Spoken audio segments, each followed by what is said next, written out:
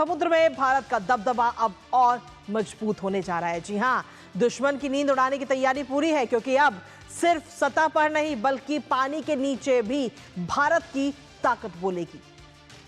AIP तकनीक से lace पनडुब्बियां दुश्मन के लिए काल साबित होंगी। दरअसल ये ऐसी पनडुब्बियां हैं जो हफ्तों तक बिना सतह पर आए ऑपरेशन करने में पूरी तरह सक्षम है। ना आवाज, ना निशान और बस सटीक वार। जी हां, जर्मन चांसलर फ्रेडरिक मर्ज की भारत यात्रा से दोनों देशों के बीच रक्षा संबंधों में नया आयाम जुड़ने जा रहा है, जिसका नाम है प्रोजेक्ट 75I।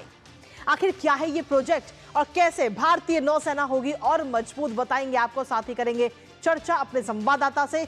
उससे पहले आपको दिखाते हैं नहीं बचेंगे भारत के दुश्मन। तो जी हां, भारत के दुश्मन अब बिल्कुल नहीं बचेंगे। भारतीय नौसेना को नेक्स्ट जेन सबमरीन बहुत जल्द मिलने जा रही हैं और इसके जरिए अगर हम देखें तो प्रोजेक्ट 75I के तहत ये 6 पनडुब्बियां भारत को मिलेंगी।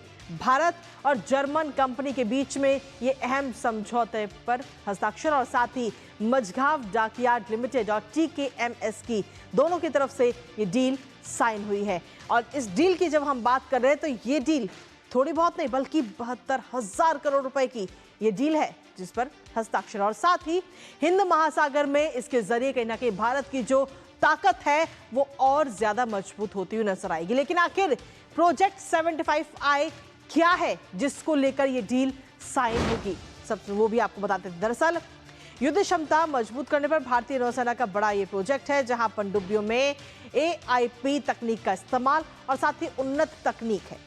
पनडुब्बियां बनाने का लक्ष्य और साथ ही समुद्री चुनौती का मुंहतोड़ जवाब इसके जरिए दिया जाएगा। पानी के नीचे भारत का दबदबा लगातार बढ़ रहा है।